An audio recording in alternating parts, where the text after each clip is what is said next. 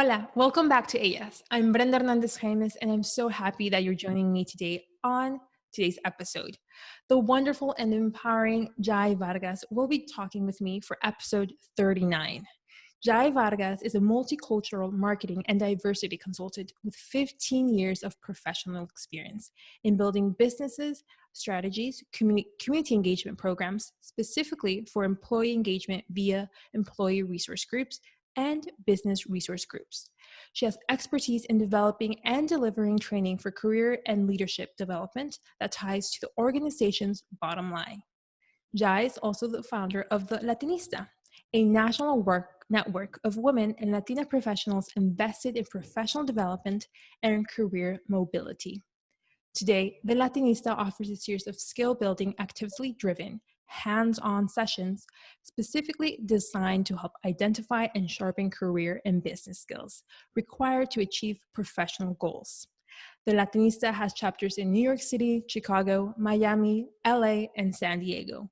Please welcome Yai Vargas. Hola, Yai. Hola, ¿qué tal? Thank you so much for having me. Oh my gosh, it's an honor to have you here on Ellas. I've been a fan of an admirer of your work and the footprint and the legacy that you are giving to our community. So it's really a moment of celebration to have you here on Ellas. I'm so honored. I really respect the platform that you built and completely see the need because so many Latinas and women of color and just people in general need to hear everything that you have to say, and the fact that you're sharing so many diverse stories is really impactful. So I'm so glad to be here. Thank you. And I'm happy to start this conversation and to start with you. And, I always like to begin my episodes with asking, who is Yai? You've accomplished so many things. Let's, give our listeners, who is that Yai, that amazing woman? Gosh, so I think of myself as a Latina, as an immigrant, as a recovering corporate professional. Now I'm an entrepreneur turned consultant, and I'm really passionate about giving back to the Latinas and women of color and just people in general who really want to learn to hone in on their business skills without having to go back to school or dedicate so much time, energy, or money into it. And just, I love doing that work. And so that's me. Awesome. And let's start with you deciding, because your education career is amazing. You went to FIT and then to NYU, and you have a multicultural marketing background.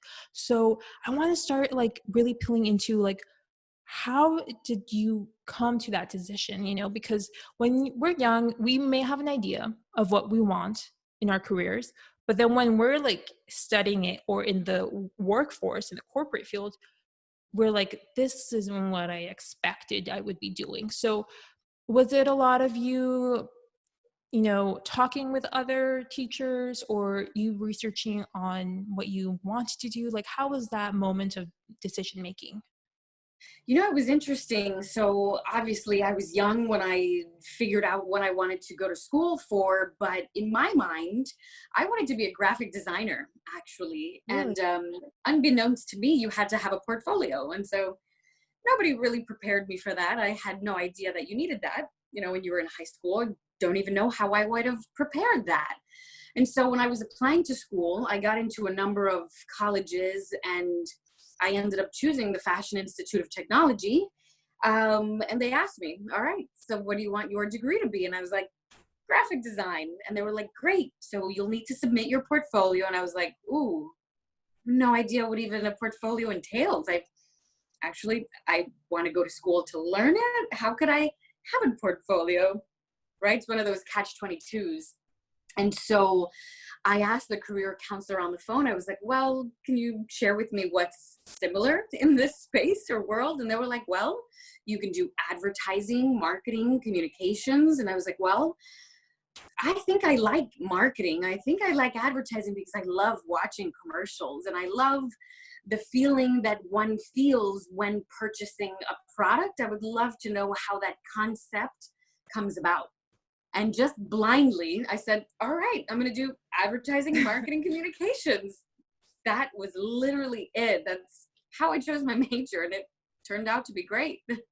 So let's talk, you said a recovering, what was the phrase exactly? Recovering corporate? Corporate professional, yeah. Yes. So can you share with us those first years of you basically being in the corporate field and really not only applying the skills that you acquired in school, but also discovering new skills, new, abilities of what you could do, what you could offer, and how you could, grow inside the field? Yeah, absolutely. So when I was in college, I was asked to find an internship opportunity. And I went to a fashion school. I studied marketing and advertising, but it was a fashion school. And I Mm-hmm. wasn't necessarily interested in being in fashion. I just happened to be at a fashion school. And so when they offered me the internship opportunities, it was like Tommy Hilfiger, Donna Karan, Coach, Versace, Gucci, Fendi, all of these huge brands that were in New York City. And I was like, well, I'm not really passionate about that. And so my career counselor said, what are you passionate about? Where do you want to work for your internship? And I said, not sure what I'm supposed to look for. And he said, you know what? People probably tell you, like, follow your dream. And they're like, what excites you? What brand do you love? Because it's going to be so much easier to work for a company, an organization, or a brand that you're passionate about, that you love. And I was like, well, this might sound weird, but I kind of grew up going to car shows. My dad used to take me to the car show every March in New York City. I love cars, like everything about cars. And my counselor was like, so you want to be a mechanic? Like, you want to work at a car shop? What are you saying? And I was like, no, I mean, I would love to work at like a luxury car company. And he said, all right, so what's your favorite? And I was like, well, obviously Mercedes-Benz is the best. And so I looked it up. Of course, this was 16 years ago. And I figured out that Mercedes-Benz headquarters was about 20 miles from my house here in New Jersey. And back then, you didn't have LinkedIn necessarily. Mm-hmm. You didn't have the ability to network like we do now. And so I printed out my resume, I faxed it to them, and I showed up at the headquarters and I was like, I would like an internship. And they were like, do you have an appointment? And I was like, I mean, yes, I'm here to see HR to see if I can get an internship. Yeah. They were like, so who's your appointment with? I'm like, well, I mean, technically HR. I didn't have an appointment. I think the security guard felt bad for me, and then the receptionist felt bad for me, and she was sort of like, all right, hang tight. I'm going to call my girlfriend in HR, and I'm going to see if she has time to like grab your resume from you. I waited there for a couple hours, probably an hour or two, and somebody finally came out, and they were like, well, we don't have anything right now, but we'll give you a call if something comes up. Yeah. And lo and behold, they gave me a call and they asked me what I was good at. And I said, well, I haven't worked. So I'm studying advertising and marketing and communication. So anything in that world. Mm-hmm. And I ended up working at Mercedes-Benz doing philanthropy and communications and writing press releases for the executives, writing biographies for the new executives that were hired. And I did that for a number of years, and it was the most incredible feeling I've ever felt in my life. It was the feeling of literally euphoria. You are jumping out of bed because you cannot believe that you are working at your dream company. And it's just, I remember those days and those mornings clearly, and I said, I would be so blessed if I can remember this feeling for the rest of my life. And if I ever work for a company that doesn't give me this feeling every morning, I don't want to work there. Then I know that I've sacrificed, because I know that it's totally doable and available and possible, and that it exists. And so I sort of always kept that inside of me, and that's always what's guided me. I learned so much during that first corporate role, and I still have to this day a mentor, Tracy, who lives over in Oregon. Uh-huh. And she still instills so many beautiful nuggets of wisdom, and she helps me in so many ways. And it's been incredible, an incredible journey these last 16 years. And all of my jobs, I've utilized my Spanish skills and my Latinidad and my Latinx and my Hispanic immigrant experience and culture. And every job I've ever had in corporate these last 15 years has everything to do with helping companies figure out how to develop programs, services, and products to Latinos. Yeah. And that's my expertise. And it's been awesome. I loved it. Wow. I can't stop smiling because so you showed up, you stepped up, I can imagine just doing of like stepping out of your comfort zone, maybe, because for me that's like stepping out of my comfort zone and just going for that dream job and waiting those hours to at least have a conversation and say, well, I'm interested in this, and then being followed up and landing that job. It's just a reminder that yes, it's like that's possible, like that can be accomplished. Totally. For Completely. yes, People always ask me, like, my goodness, Jai, like how are you so fearless? Like, what gave you the ability to just show up and do that? And I was like, I mean, I had nothing to lose, right? I was like 18 years old and I had nothing to lose. And I was like, well, I'll just take an afternoon and I'll print out my resume and I'll show up. And if they open the door, great. And if not, go back home and do nothing. Right. And so it was just, I don't know where I got that sort of fearlessness capability, but you have nothing to lose and you got to be in it to win it, as they say. yes. Let's 16 years ago, that was the way. And maybe, our current reality might be different now because we can't go to offices because everyone's working from home. But do you have any like advice for our young Latinas who want to step up and just, take that risk and send their resume and at least have a 10-minute conversation with HR, and so they could share what they have to offer and get that dream job? Absolutely. Something that you have to have in order to get your opportunity, your dream role, or that next step is complete clarity. You have to have extreme focus and complete clarity. And so a lot of Latinas in my community and in my space and that belong to the Latinista, they're like, hey, Jai, I want to be a project manager, I don't know, at like a really big company, wherever they're looking for help, in project management. I'm like, Maria, you have to be like laser clear and laser focused. I'm not going to spend the time trying to help you brainstorm this.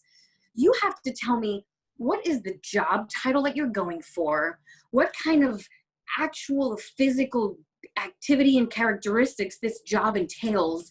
And tell me the top 3 companies you can see yourself at, and what city, and who you would report to, and what kind of salary you're looking for. Because when you have clarity and laser focus, you're not wasting people's time and you're not wasting your time. So if you come up to me and you're like, Jai, I want to be a project manager at Slack, and I want to develop Hispanic programs for the Slack community in Southern California with, this expertise. I'm like, oh my God, I know exactly who to connect you with. You're not wasting my time. You're not wasting your time. And we're not sitting here like brainstorming and then sort of casting a wide net. You have to have like extreme focus. And so when you're ready with that type of clarity and focus, then you can reach out to someone who has that job and say, hey, I would love to walk in your shoes one day. What did you do to get to that role? Are they hiring? Or, have you heard of an organization that has a similar role that you can put my name in for? You have to be ready for these opportunities, and you can't expect someone to have the time to help you figure it out. It's kind of a lot of work. Yes. And because at the end of the day, it's you, it's your job, it's your time. You're going to be doing the work, right? So you have to have that clear. And like, I've noticed when, your advisor said, well, what do you want to do? What's the dream job? And you really had to question yourself. And then when you had it, acknowledging that feeling of happiness, of fulfillment, of empowerment, of like, if I don't feel this in that job that I chose or the next job that I have, it's a sign that's telling you this isn't for you. So yeah, absolutely. Let's go back to that. Was there ever a moment of your corporate experience where you didn't feel that moment of happiness? And Oh my God, so many times. okay, let's go. Let's talk about that. How was it? Was it months after, or maybe days after being hired? When was that moment of like Years, years? years. Yeah. Yeah, absolutely, years. Because initially, when you take a role, you probably do so much work to make sure that this is the right opportunity for you, Mhm. and you negotiate and you feel good. And I've always had really great mentors and friends in my corner that could advise me to also say, "You're making the right decision. This looks like a great opportunity. This is the work you're going to be learning, and great, let's go for it." You jump in, you're excited, you're responsible, you're putting your head down, you're working really hard. For me, at least, and I know that people's timelines are different. For me, at least, I mean, I've been in corporate many years. I experienced challenges later on down the road, maybe 3 years in or 9 years in, Mhm. and it comes a moment where you learn what you're going to take and what you're not going to take. Unfortunately, you learn those really hard, difficult, grueling moments, and you don't know how to react or what to do with them if you're really young, if you've never experienced this or you've never had those difficult conversations. I mean, there have been moments where I've been sitting in corporate America with my office door closed and I've just cried for weeks and months. Like, I did not want to be there. I mean, it got absolutely devastating to the point where you're like, I just want to jump off a bridge. Like, I want to just break a leg so that I don't ever have to come and see these people. It has just been a devastating situation at many Mhm. times. And when you're so young and you don't know how to have these difficult conversations and you don't know who to ask, and they've also never been in situations like this, it's tough. And when you have those experiences, it starts to rattle your nerves. I don't know if you've ever been in situations where it affects you mentally, physically, and emotionally, and it rattles your nerves so much that you start not only doubting yourself, but it starts physically affecting the way in which you can even talk or articulate. You can't even Mhm. defend yourself. You are so nervous and so upset that you're broken. And the best thing you can do is just get the hell out of there. And for me, unfortunately, it's been probably 2 situations in 16 years. I guess that's not bad, but you learn so much from those moments, or hopefully people learn a lot. I certainly learned so much from those moments. And so exactly how I learned to keep that feeling of passion and beauty and Yes. enthusiasm when I was at that great job and I was jumping out of bed, I learned those really desperate, awful moments. And I was like, if I ever get to this point, even 5 or 10 or 15%, I know the pit bull is going to come out of me. I will not be disgraced. I will not be put down. I will not be spoken to like this. I will not let this shatter me again. I'm going to take out every tool I know in the box to be able to defend myself, because now I know better. Yes. And now this has happened once and twice. This is never going to happen again. And I don't know what I'm going to say or do, but I know my worth. And God forbid that I am made to feel 5% of what I was made to feel. I'm going to call everyone I know and have them have my back before I feel disgraced as I was before. Wow, I can totally connect with you because I did have that experience. I want to say like 2, 3 years ago at a previous jobs, and it really destroys you mentally, emotionally, and physically to that moment where you see no escape, and maybe the only escape is, yeah, like, oh, jumping off a bridge would be amazing. And taking yourself out of that situation is just, for other people it may be easy, but for you it's like kind of the end of the world, because you're like, I've known this, like this is what I've been doing and working in, like you can't really see an out, right? How were you able to like find that courage? And from knowing how you stepped up and you went to Mercedes Benz and waited that hour, I understand that moment of vulnerability and fear and not finding that strength that you had previously, that empowerment previously. How were you able to build that up, to really make that hard decision and choose you over that job? Yeah, I mean, I was very lucky in the fact that I knew that I didn't need that Mhm. job. The first time around I did, because I had just bought a home and I had just gotten married, and I was kind of like, oh my God, I need this really big salary because I have this huge mortgage and I just got married. I've got a lot of responsibilities. I saw no way out. So I found another job before I was able to quit. The second time around, I didn't have that many responsibilities. I was financially stable. I had already been in corporate America for 15 years. And I was like, well, I got a ton of money in the bank. You need you need me more than I need you. And so I can go. I'm not going to take this from you. And so a lot of people, unfortunately, aren't in the situation to be able to just walk away and say, you Mhm. know what, I'm done with this. People have student loans, they have mortgages, they have rent, kids, tons of responsibilities. And so I made sure that over the 16 years that I was in corporate, that I would never be in that first position again to be able to say, oh my God, I have to stay here because I Yeah. have a mortgage and so many responsibilities. I was like, the second time that this happens to me, and I hope that this never happens to me, I'm going to know that I can walk away. I'm going to be so financially stable that I'll never need anybody to employ me ever again. And so that was something that I worked on for many, many years. And it takes a while, but Mhm. that should be like responsibility and priority number one before anybody jumps ship. You Yes. have to have at least 2 to 3 years worth of living expenses in the bank so that you can go be an entrepreneur or go find your passion or go do whatever you need to do, before you jump ship. It's a big deal. It's good that you mentioned that. Okay, so Latinista was founded in 2018, 2 years. No, it was Oh, actually 8 years ago in oh, sorry. 2012. Sorry, I apologize. 2012. Yeah. But so I I want okay. So I'll ask the question that I want to ask, and then Yeah. we'll circle back to what you just said. What was that moment when you decided, I am done with corporate America?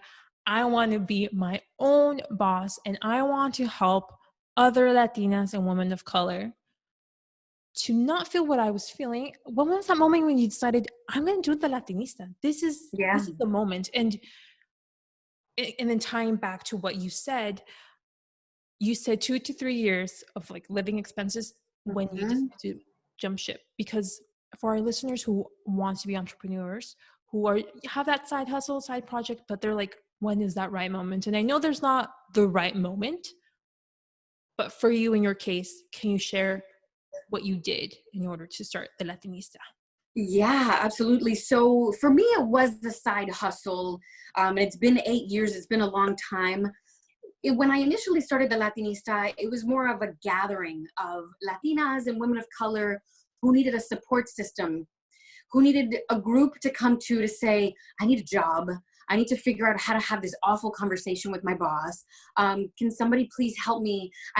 Negotiations for salary are coming up in 2 months. What am I going to say? Or, you know what? They've been asking me to speak up more at work, and I just don't know how to be a confident public speaker. And so I really built this model around it being a safe place for us to say, we need to be more confident Latinas and women of color professionals without us going back to school or spending a ton of money. I'm going to use myself as a messenger and as a vessel.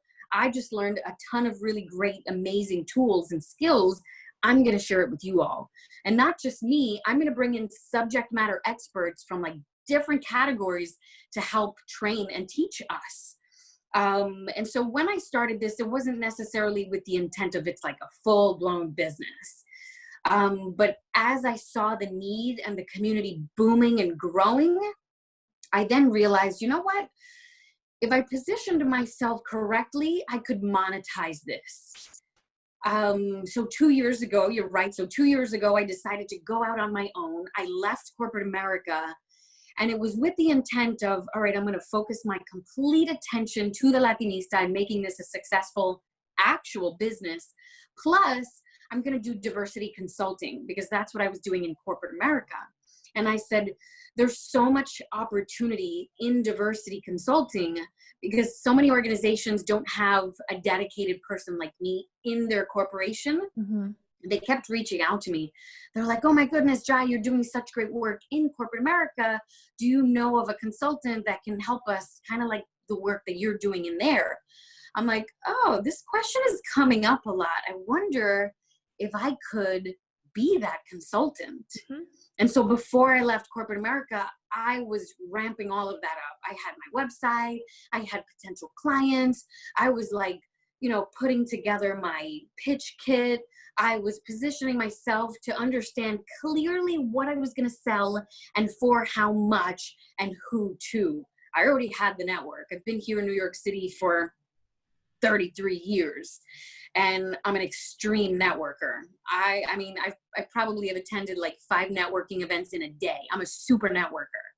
I can do networking for breakfast, lunch, dinner, the after party, and I will close the place down at 4 a.m. and be at the next breakfast networking. Like, I know everyone that needs to be known to be able to get business done in the Latino space. And so I was like, I have the network, I have the business knowledge, and I see a need. And while I was in corporate America, I started being micromanaged again. Within this corporation that I was working at for 9 years. Because when you're in corporate America, you're at the liberty of being reorged. Literally overnight, they could be like, hey, guess what? You're working in this department. Hey, guess what?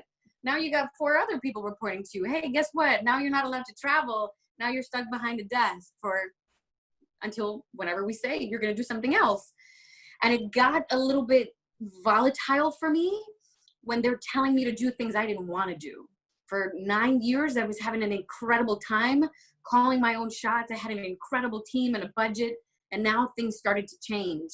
I got a manager that wanted to micromanage me, and I was like, you know what? I'm not doing this. It's not going to happen. I am too old and positioned too correctly in financial stability. I'm getting the heck out of here. This is not for me.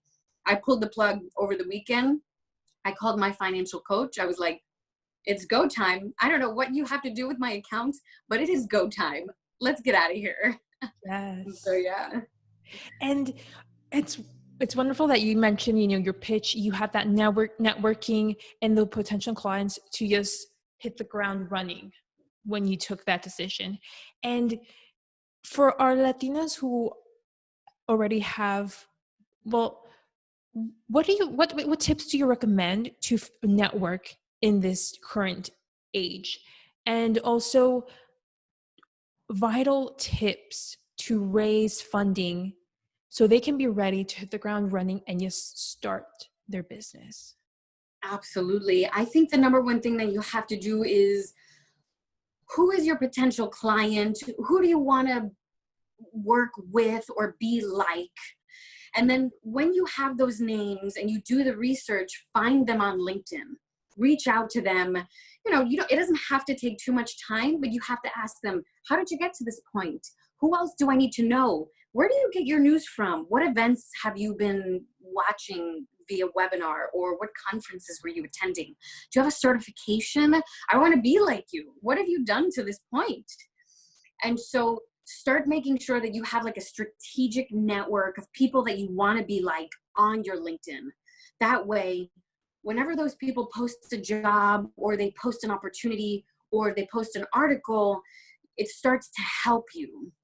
And then when it comes to being able to save money for you to make that jump or that switch, you need to sacrifice. I mean, I moved into a tiny apartment. I stopped drinking all my lattes. I stopped shopping every week. I live in New York City. I had a shopping habit because I just love shopping.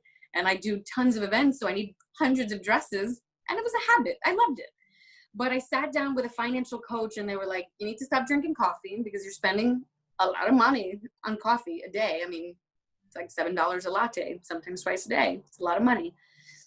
You need to stop shopping. You need to move into a smaller apartment. I even leased out my car.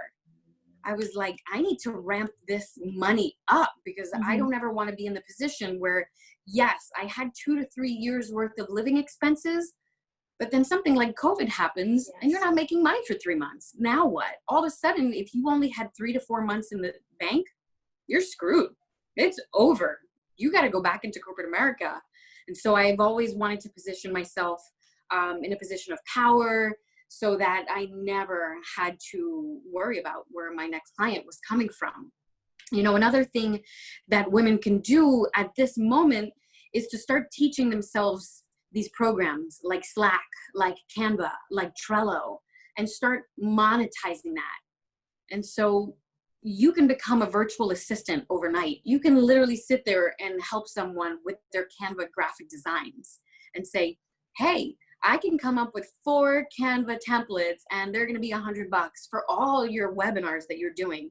And you can be like that subject matter expert, you know, and try to position yourself in a way where you're making money while you're sleeping. And it's super, super easy for you. Another way that you can make money is recording something like this, where you're teaching a skill.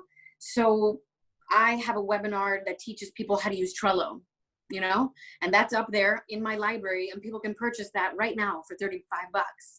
I wake up, you know, and I'm like, oh, somebody in Switzerland just bought my Trello workshop. Pretty cool, you know? So you can have those tools working for you. And all you got to do is like film something for 30 minutes or you're teaching someone something. And that's it. And yes, you can find a lot of these things for free on YouTube, but people want an expert or people are going to find you over YouTube. You never know. So there's so much that you can do to get ready to jump.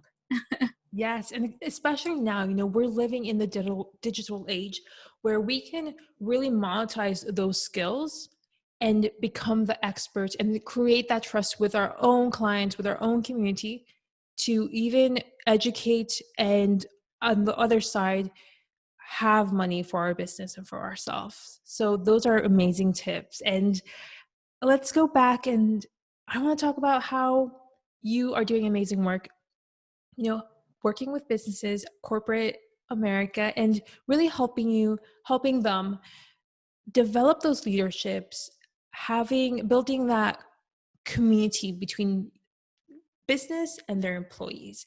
And especially now, in the current time that we're living in, we're talking about conversations in racism, not only outside in our community, but also in corporate. So let's focus on that and how racism has affected corporate America, has affected Black women and women of color, Latinas. How is the Latinista working to improve that? Because that's a lifetime of commitment. It is. It's been an incredible and very interesting dynamic because of COVID, right? As a consultant, everything halted. Nobody wanted to hire me because everyone was worried about them having to lay off employees. And so they were like, we can't hire a consultant like Jai right now. We don't know if we're going to have to close our doors. And so, you know, for 2 to 3 months, I wasn't being hired. And then George Floyd happened. And all of a sudden, the tide shifted. And so many things can happen during this sort of entrepreneurial journey where I wasn't doing anything because of COVID. And then all of a sudden, George Floyd happened. Many organizations started to react. And they got a lot of pressure from their employees saying, you guys are not fairly equipping us with the right tools and conversations to be able to be effective workers. And, you know, what is our culture like and how can we make it more inclusive? And what about the programming? And look at our leadership, it's completely white. And I haven't gotten a raise. It's because I'm a Latina. So many things. And so I've gotten calls from many different types of organizations trying to figure out how they're going to react to this pressure and also the realities of, okay, wow, our corporation is 95% Caucasian. What do we do? How do we start? Is it through training? Is it through hiring? Is it through policies? They literally have no idea where to start.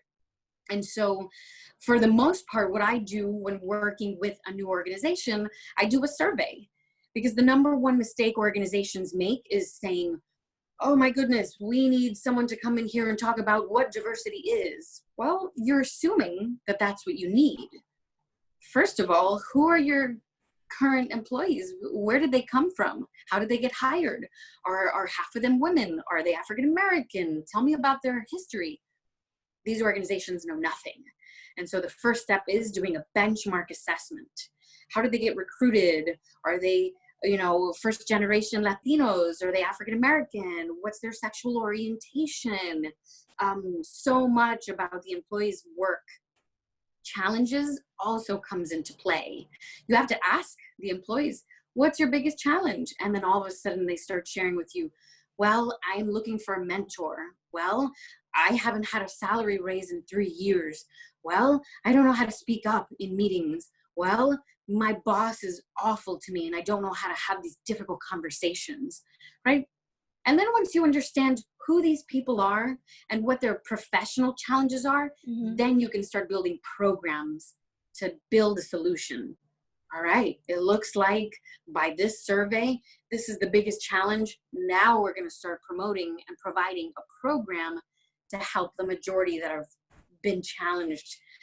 And it's a multi-year process. A lot of organizations feel like they're just going to bring someone in, they're going to do like 1 or 2 trainings, and they're going to check the box and be like, guess what? We did our diversity and inclusion work. We're done. It doesn't work like that. So organizations are very surprised when, they get hit with a strategy and a multi-year consultation, and they're like, oh, wow, we had no idea it had everything to do with recruiting, programming, retention, policies, insurance, strategy, leadership, development, mentorship program.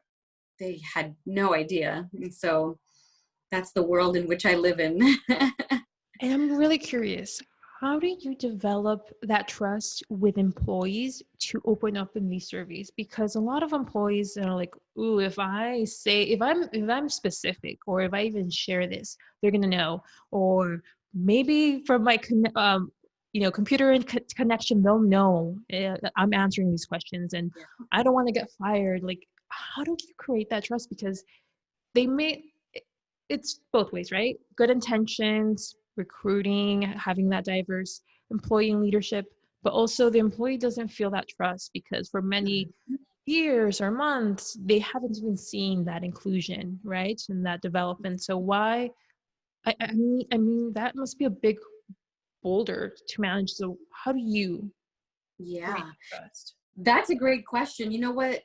That is absolutely a very valid question, because I've been in the position where they're asking me to answer this survey, and I know that I will be retaliated against if I tell on my boss and his crazy ass ways. I know that that's a fact because I've seen it happen in corporate America. And so as a consultant, I do a number of things. I have the employees sit with me one-on-one. Whether it's a focus group, it's completely anonymous. So they can actually see me writing down notes and they can see what I'm writing. I won't write down their names, and they have to sign, and I have to sign a non-disclosure agreement that I will never hand this over to the person that hired me at that company. But what I do hand over is sort of an executive summary. Here are all of the overarching challenges that I was able to extract from what's going on in this, department. I'm not going to share with you who said it, but here are some things that happened.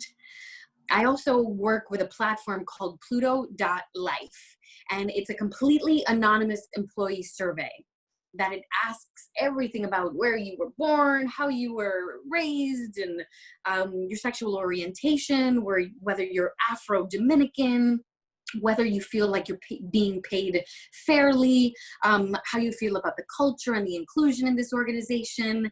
So it's completely anonymous. I wouldn't be able to tie the answers to the employees, even if I knew the IP address. And so I make sure that I share that with the employees that this is totally anonymous. You could tell us everything on here. And they do. I mean, the stuff that comes out of these surveys is crazy. It's pretty astounding. But it's powerful because then you know how to start solving for those challenges. But yeah, that's totally real for organizations that don't do it anonymously. Why would I tell you that I'm having a really difficult time with my boss? You'll be able to know that it was me, and then you'll fire me, and then you won't be able to tie it to me. But yeah, it's a very interesting sort of consulting practice that I run here. And then these years of consulting practices and, helping further that leadership development, what moments are you proud of like, you realize that you have made positive change that will extend beyond, after your departure?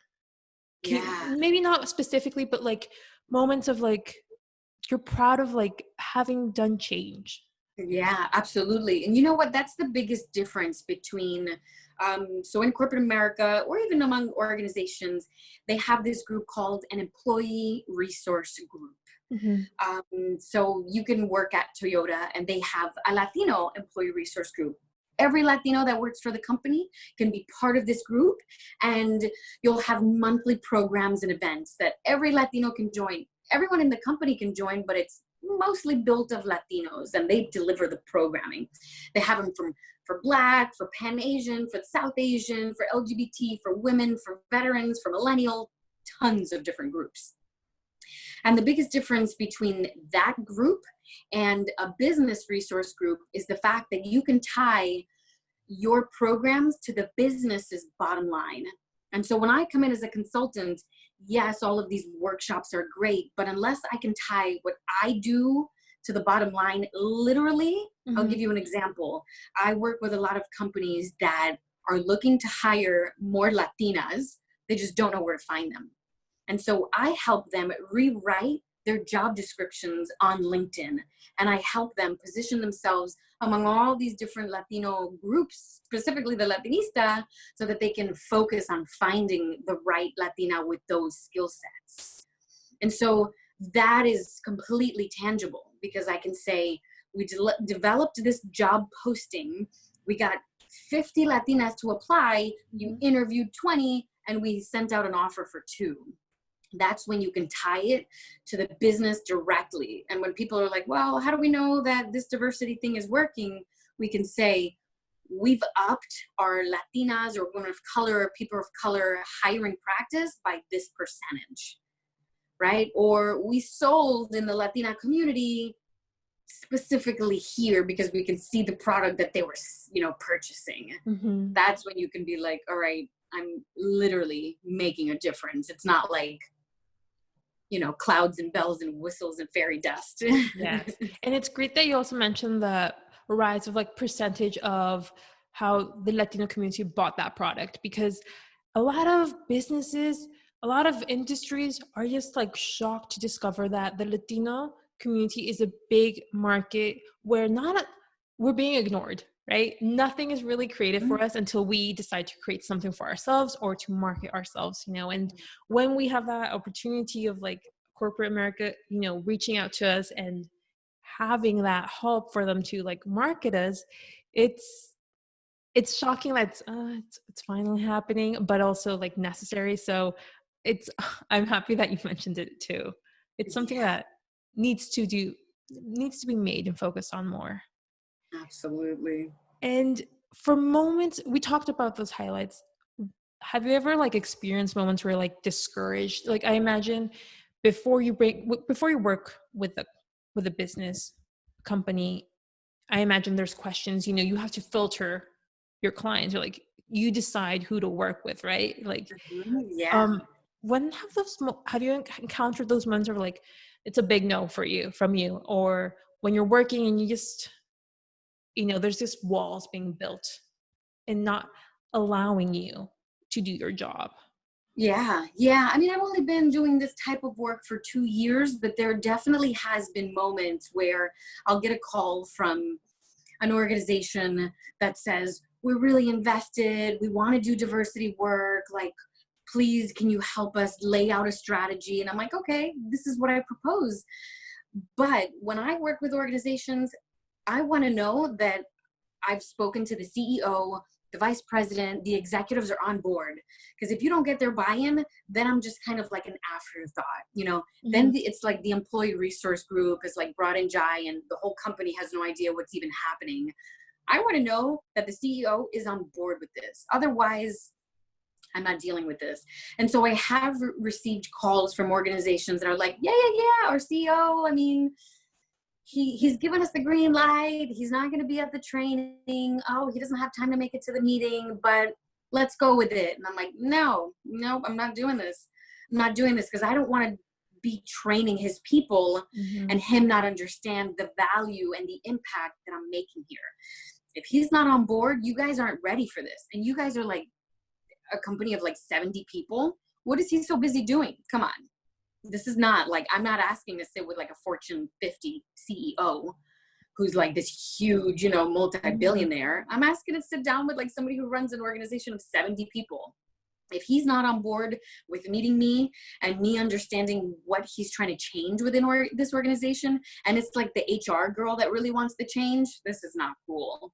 Yeah. And so I'm like, no, it's okay. We're not going to schedule the webinar. Not yet. You know, let me know when he has time. I want to get his buy-in, because the last thing that I want to do is deliver a program. He then gets word of it and he's not on board with what happened. And he's like, where did this girl come from? Oh, you know, there could be so many issues that come up later because he didn't even know what was going on. And I never, ever want that. Yes. So I'm always like, no, it's cool. There's no rush. I'll wait. Let me know when he's available. And let's go with focusing more on the Latinista. And I want you to share like those biggest moments that you're like really proud of that, you know, have connected with other Latinas and women of color that just like brought a big smile on your face, or like made your whole year, like saying, reminded you like, wow, this is really needed. Like, can you share those moments of like happiness? Oh my God, absolutely. I think two really big moments that happen thankfully constantly is the fact that I love helping Latinas find jobs. I have a really great sweet spot. I mean, it has everything to do because I've built such an incredible network, a valuable network. So I'm able to extend that network to someone who's ready to get the right job. And then the other thing is I run a program called the Confident Public Speaker with one of my best friends, Minue Yoshida. And we've been able to train so many Latinas and women of color on how to find their voice, how to articulate their value, and how to really position them for success. Like, you know, first they come in and they're like, oh my God, I'm so shy and I'm looking for a raise and my boss and oh my God, and crying and I just don't understand what happened. You know, and then when they go through the program, they're like, I know my talking points. I'm standing up on stage and I know exactly what I'm going to ask for. And here's what I'm not going to do. So you just see that evolution and that confidence and that clarity. And that's the beautiful thing when you see someone just like break out of their shell and stop playing the victim sometimes, you know, because a lot of these individuals have gone through so many years of being devalued. You know, they come to the program because they need help. And then once you teach them like what they're not going to do and what they are going to get really clear and focused on, then they're like, wow, I feel empowered. You know, and when they start sharing their story with other people and they see other successful women doing it, they're like, I just need to pull the plug. I'm going to quit and I'm going to start all over because that 10 years, I can't recover. So, you know what? I'm just going to quit and I'm going to start. And in that interview is going to be like my first opportunity for a brand new me. And you just see them light up and they're like, oh my God, I can be a totally new person. And this will be my brand. And this is what I'm going to say. And they don't know me and all my challenges that I've had at my last company. I'm going to be a totally new person. And when you see them like figure out that clarity, you're like, yes, finally. Oh my goodness, this is so great. And they're just like so excited and so proud. And when you get that call and they're like, oh my God, they gave me that extra $20,000. I'm like, I told you, all you have to do is ask. Well, hello. And they're just like, it's so cool. Such a great feeling. It's great that you mentioned, you know, finding your voice and having you doing this workshop, because you brought me back to a memory. I signed up for this Finding Your Voice workshop that I was invited to. It was free. But not realizing it, I realized that they maybe didn't really know me, or they by accidentally targeted this message to me, because when I invited my other great friend, this was on Zoom and we're like, okay, we're the only young women here. We're the only women we're like the only minorities. The way like they were talking and speaking, like this wasn't made for us. Mm-hmm. They have a voice. We have one, but there's no connection for us to Yeah. build it. How do you develop this workshop and like really find, because you already know who your client is for the Latinista, that Latina, but how do you develop that? How do you reach out to the Latinas who are afraid to, develop their voice and their brand? Yeah, I mean, I don't think we even find them. I think they find us. So they're always Googling, they're always reaching out, they're always asking for help.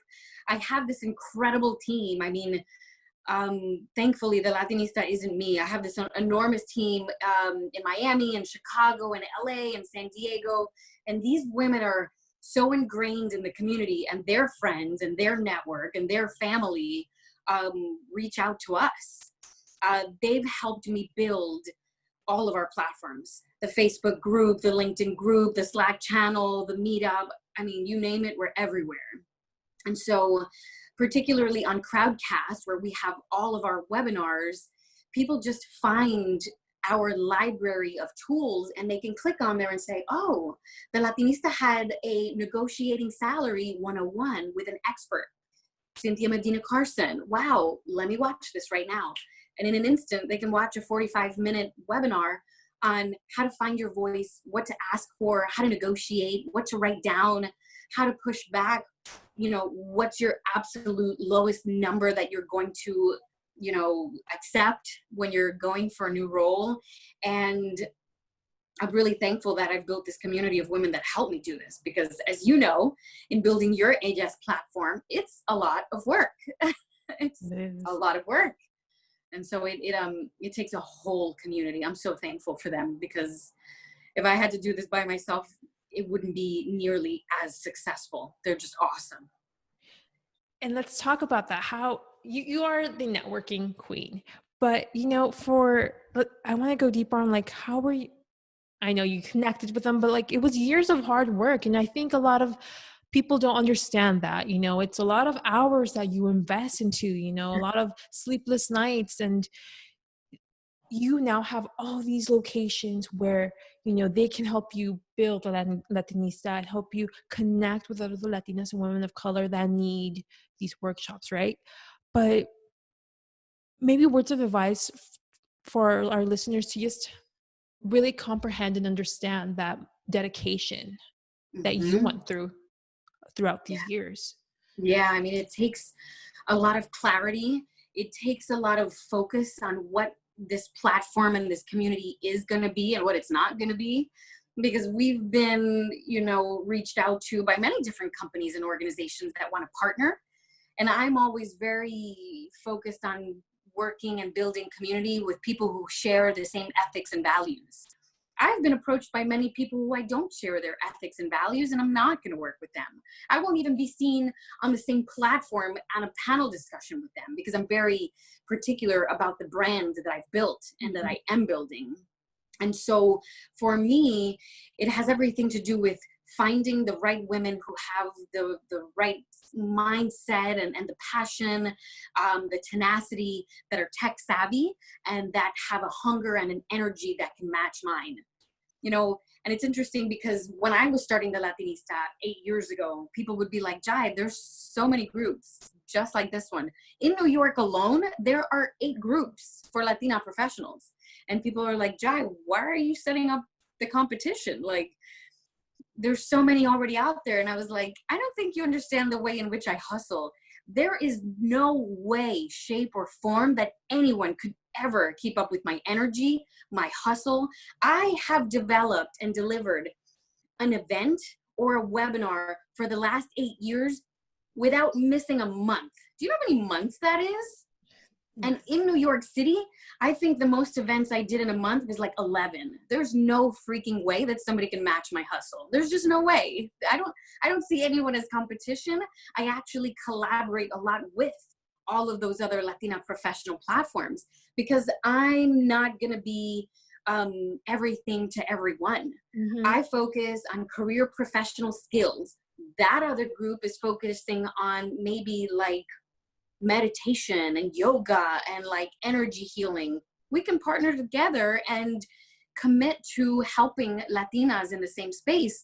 But you know, my group is very focused on making sure that we elevate and empower career professionals without having to go back to school or spend much money. Yes. So I'm very, very focused.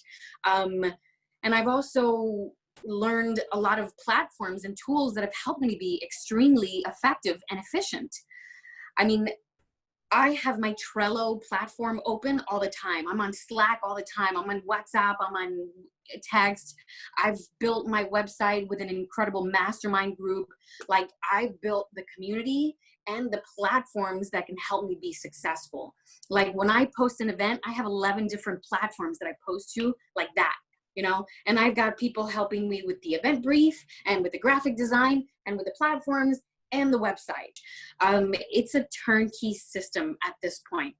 But it takes a lot of time to be able to figure that out and the most efficient way to do it and the right people. There have been hundreds of women that have said, Jai, I would love to help you. I want to volunteer. Like, I want to help build this. But some people can't keep up, or some people may not have the knowledge, or some people just don't realize how much hustle it takes. And when I send you an email, and if this isn't done in 24 hours, you're not the person for me. I can't work with you. I'm looking for someone who's like on it on a crazy level. It's just, it's a fact. And I've been able to find some incredible women like Jessica Vasquez. She runs my LA chapter, and Argelia and Andrea out of Chicago, and Kim in San Diego. They're just awesome. And these women get it, and they've been able to adapt to these tools so that it makes it easier on them as it is to us when we're building these platforms. So I'm just blessed that they're there. And oh my gosh, you know, remember how you said, like, why are you creating these competition with other Latina groups? It's such a disservice to us. You know, our I'll be clear. White women have been offered so many groups and opportunities to grow in every aspect of their life, and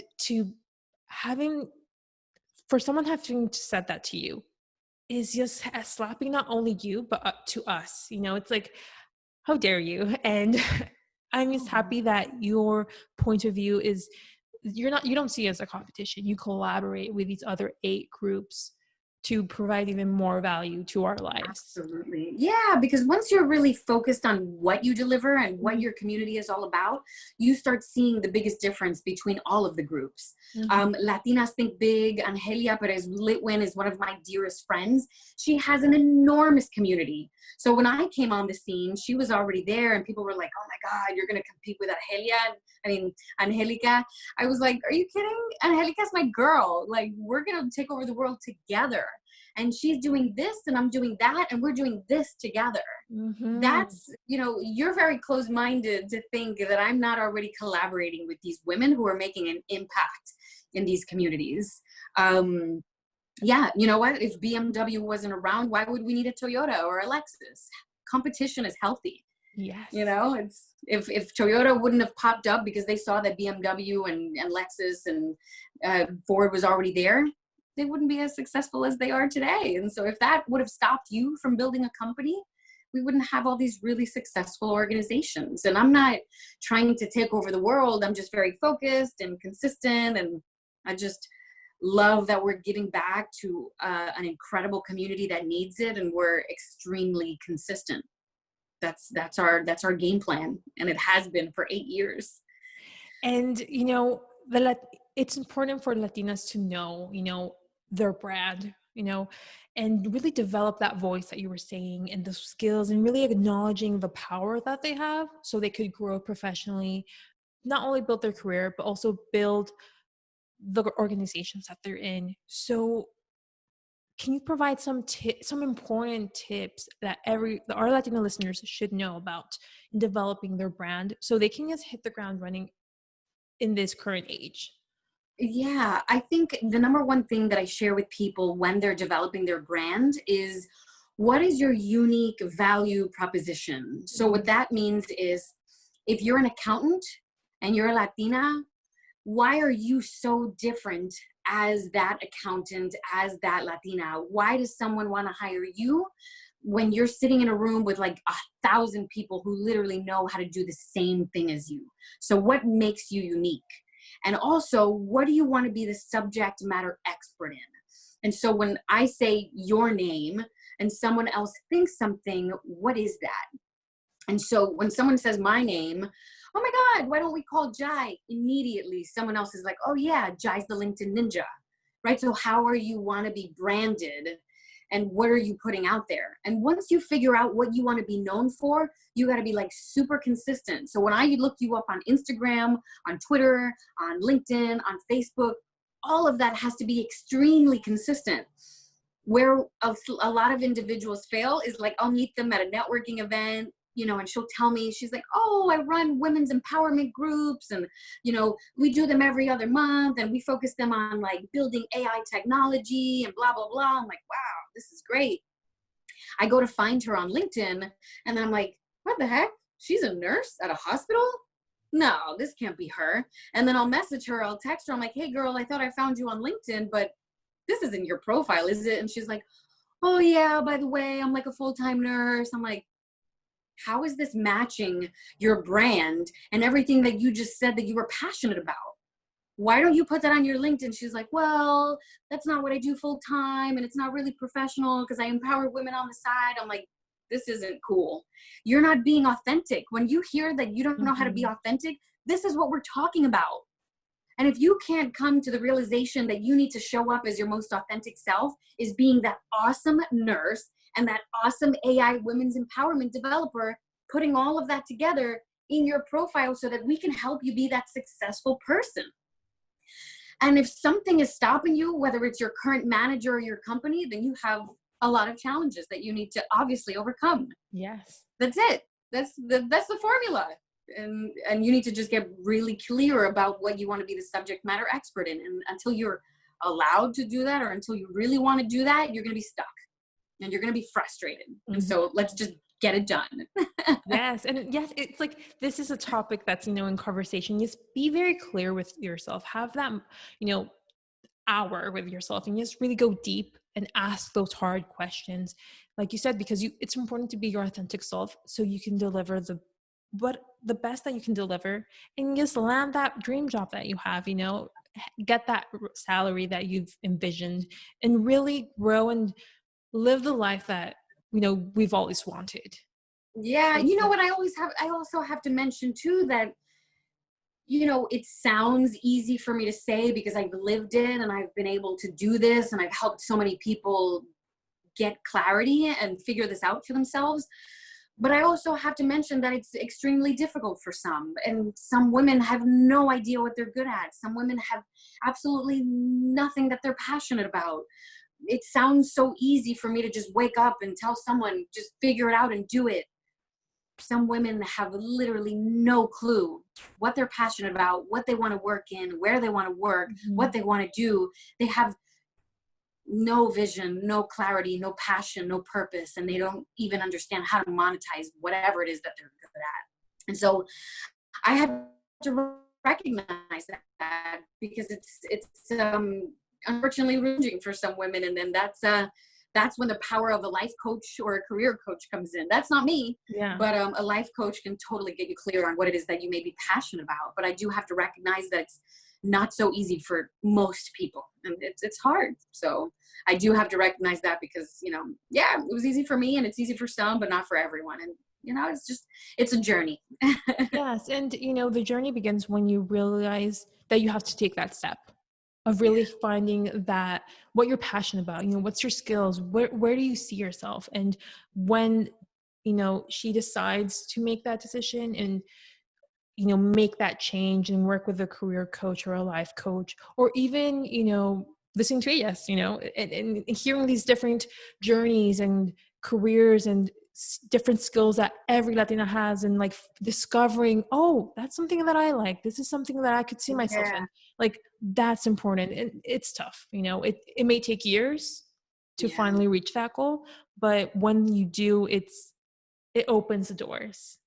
Totally, totally. You just keep searching and finding and listening and engaging and involving yourself, listening to ellas, to all these women that have shared on your platform until someone sparks something in you, until someone inspires you to say, oh, I think I'm actually pretty good at that. Let me focus a little bit more time on getting clear about what that could look like for me, right? And see if it works. And someone once told me, like, what can you do at 3:00 in the morning and not get paid for, and you'd still be okay doing it? And I was like, oh my God, that sounds really frustrating. But everything that I do right now as a diversity consultant and as Latinista, it's fun. I'm like uploading pictures on my website. I'm like building strategy and coming up with like new programs. That's all fun. But when I was in corporate America, if you were to ask me to do something like that at 3:00 in the morning, I'd be pissed. Oh my I'd be God. like, I don't care how much money they're giving me. This is awful. I'm sleeping. Yeah. So yeah, it's And a lot of money. it's good that you say that you're now developing these new programs. And because, earlier in our conversation, we talked about how COVID happened. There was a stop. You were waiting for rescheduling on webinars, on work. And then, unfortunately, the death of George Floyd happened. Then you were seeing a lot of reaching out towards your service and finding new ways to find strategies to develop these leaderships. And now that we find ourselves, I want to be clear, we're recording this episode in July of 2020. What are the next steps? Because COVID isn't leaving us, and racism isn't leaving anytime soon as well. Mhm. What is the current plan of you developing and furthering the work that you do and the work that you do with the Latinista for today and in the next year? Because I feel, and let's go ahead and talk about the next 10 years. Where do you see the work changing and leaving more paths for Mhm. women of color and Latinas? Yeah, absolutely. I mean, it's changed so drastically for me because I spent almost every week traveling to different corporations and different conferences, speaking on so many of these topics when it comes to diversity, equity, inclusion, unconscious bias, microaggressions, allyship, being a Latina or a woman of color in the workplace. And now it's all online. And so, unfortunately, for the rest of this year, for 2020, it's still going to be online. Mm-hmm. Hopefully, we'll be able to get back out there. But thankfully, I've been able to really solidify a lot of the systems that I now use to record a lot of this content, and also, invest back into my systems and programs so that I can be a better consultant. I think for the next 10 years, I want to develop a larger constituency of other consultants that can help me elevate my firm and my brand so that they can offer different perspectives as well. Because I only speak about what I've experienced Mm-hmm. as well as what I've researched in the industry in corporate America. I'd love to start hiring some people so that they can speak about their LGBT experiences in corporate America, or as a Black woman, or, experiencing racism and unconscious bias in the workplace. And so, not this year, but hopefully next year, I'll be able to hire someone when I recoup from this COVID madness and we're all hopefully back to work. So it's interesting because of Corona and COVID, I have been able to expand my reach to a more international database. Because now when I deliver content to my corporate clients, they're like, oh, our organizations in the UK are also going to be listening. And I'm like, wow, this is a totally different game, because diversity and inclusion in the UK is definitely not diversity and inclusion in the US. And so that's been actually really interesting. So I've learned a lot so far.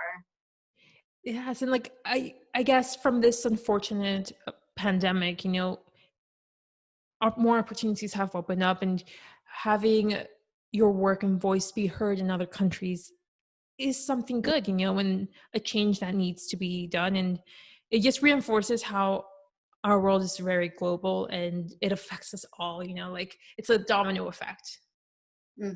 Absolutely. I love it. I love the knowledge that I've been able to gain, and I've learned quite a bit. There are so many Latinas overseas and in the UK and in all of these countries that haven't experienced what you and I have experienced as Latinas in the United States. And so it's fascinating to hear what they've gone through. And I'm like, wow, this is a whole webinar in and of itself. And so it's beautiful to see the evolution. And I mean, diversity and inclusion has really been dug into over the last 20 years, but it's not going to go away anytime soon, because there's so many organizations and individuals who are still trying to figure out where they are on the spectrum when it comes to handling this. Yes.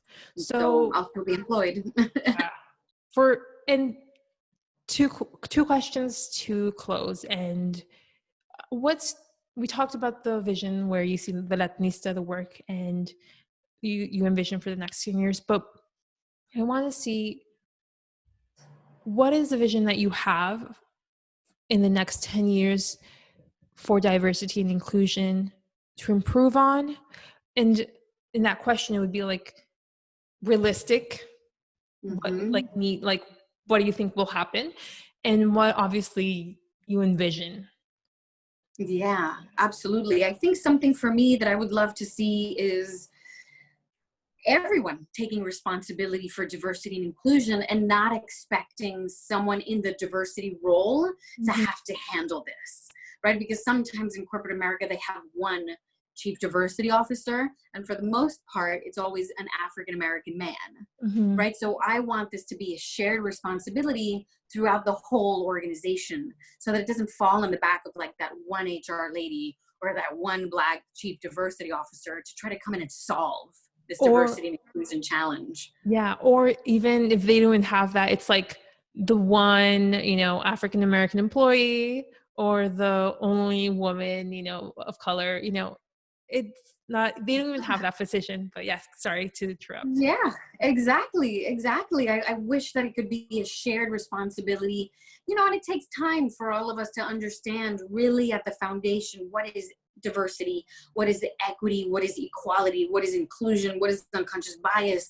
Once we all understand and digest what these terms mean and how it shows up for us in the workplace, then we can take on the responsibility and say, me personally, this is how I'm going to move in this professional space. Everyone has to be completely, personally, professionally involved and responsible for themselves, right? And the CEO is going to tell us what the strategy is, and we're all going to help, right? It shouldn't be like on the burden of a chief diversity officer or like the poor HR lady trying to do her HR job and diversity. It's a huge role, and it should be shared. And so I'm hoping that it's much more of a shared responsibility in the future. So that'll be great. Excellent. And now that we've had this wonderful conversation about your journey, about you just stepping up and reaching out for your goals and really helping our community, if you had the opportunity to travel back in time at any age of Jai, what would you say to her? Oh my gosh.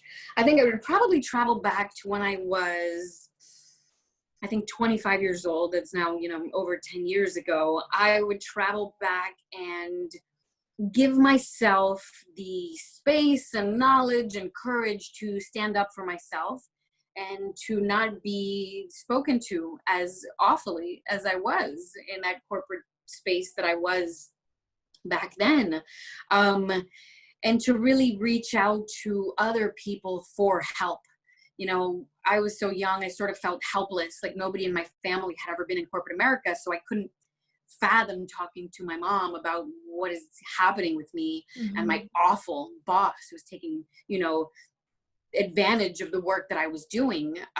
She wouldn't know. She would tell me to keep my head down, to do a really hard job, a tough job, keep my head down, be humble, take that money that they're giving me, and then eventually it'll work out and it'll all be over. my mom wasn't in corporate America. It doesn't work like that. And so I would probably talk to myself and give myself the space and the time to be able to deal with such tough conversations, reach out to more corporate people for help in having those conversations, and making it out with all of those scars that I did. Yes. But I am happy that you decided to speak up and take yourself out of that situation, and that you're now literally, living the life that fills you up with happiness and empowerment, and you're doing the same for other women. So thank you for that. Thank you for giving me the space. I love being here sharing with your whole community. Oh, thank you. And it's such an honor. And, where can our listeners reach out, follow you and to reach out? I know you're on LinkedIn, so can you share all of your social media, accounts as well as the Latinista? And so if they have any questions, they can go and ask you or follow your amazing content. Thank you. Definitely on LinkedIn, Jai Vargas. You spell my name with a Y, Y-A-I, Vargas with a V, as well as my website, jaivargas.com and thelatinista.com. You can find all of our webinars on there, from networking to negotiating salaries to being a confident public speaker, you name it. We are everywhere. Thank you. So I hope that you found a lot of inspiration and motivation, because I did. And thank you, Jai, for giving us this time with you and just sharing your journey, sharing those lessons, those big moments, and really finding solutions for diversity, inclusion, developing leadership, and just finding your voice and just not being afraid, and just go and ask for that salary, get that dream job that you've been envisioning for yourself. And thank you. And thank you for listening to this episode. I hope you really found that motivation to just find your voice and find that dream job. And you can listen to a new episode or watch a new episode in 2 weeks. You could follow us on Instagram at ellasthepodcast. That is ELLAS the podcast. If you want to be a guest here on Ellas, you can email me at ellasthepodcast@gmail.com. That is ELLAS the podcast@gmail.com. If you like, you could follow me as well at Bren_JAI, BREN_JAI. And if you like, leave a review. Let us know what you think of these conversations, of what you find motivating, what guests you would like us to feature here for next time. And again, thank you for being here. Thank you, Jai, for being here. I'm so excited, and I'll let you all leave now. I hope you have a nice day. Bye-bye. Adios. Bye. Adios.